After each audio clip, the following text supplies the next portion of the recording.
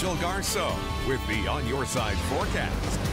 All right, one more note about that Arctic cold in the upper Midwest. We've been talking this morning about the current temperatures, the current wind chills, and how brutal they are. But look at the expected high temperatures. These are very interesting as well. And look how far south this cold air extends. Nashville will only hit 24 degrees for their high today. St. Louis at 8.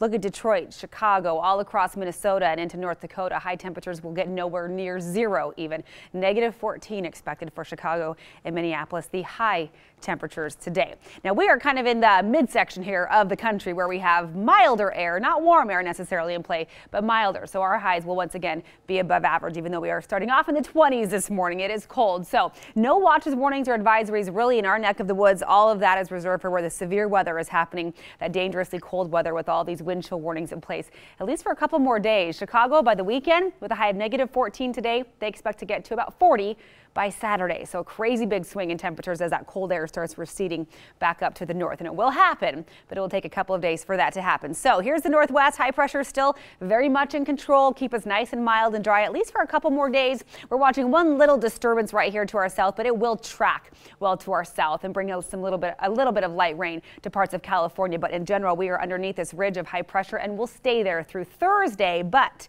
then things start changing. So the axis of this ridge will start sliding its way on east over the next couple of days. So tomorrow, still lots of sunshine and nice warm temperatures. Well, warm considering it's the middle of winter, mid to upper 40s tomorrow. Now, on Friday, here's what happens. We get this warm sector that comes out ahead of the approaching system. This is pretty typical of these systems that come in from the west. We get the warm slot first, so it'll be cloudy on Friday. Won't look as pretty as our work week, but it will feel nice. A high of around 50 degrees for Boise on Friday.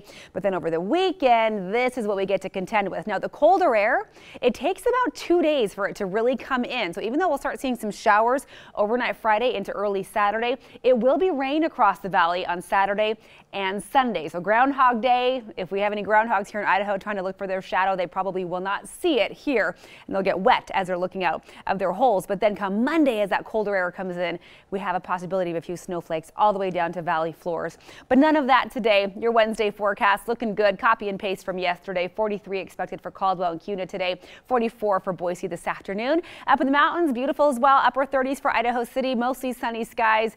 Winter carnival time still going on, of course, in McCall. Gorgeous this week for that. 31 in McCall, 33 in Cascade. There will likely be snow falling this weekend. If you waited to go up to the carnival until the end of the carnival, the last weekend, pack your snow boots. You will, of course, need them. 27 for Stanley today, 33 for Sun Valley, 29 for Fairfield. Tiny bit milder today than yesterday in Twin Falls, not by much. A high of 41 degrees there, 36 expected in Shoshone with sunshine across the Magic Valley. Your extended forecast shows those warming temperatures through Friday, and even though we stay mild, upper 40s, well above average for early February there over the weekend, it'll be a little bit wet. Sunday, not a complete washout, but with some showers, you know, might not be a bad day to stay in and, I don't know, watch some football.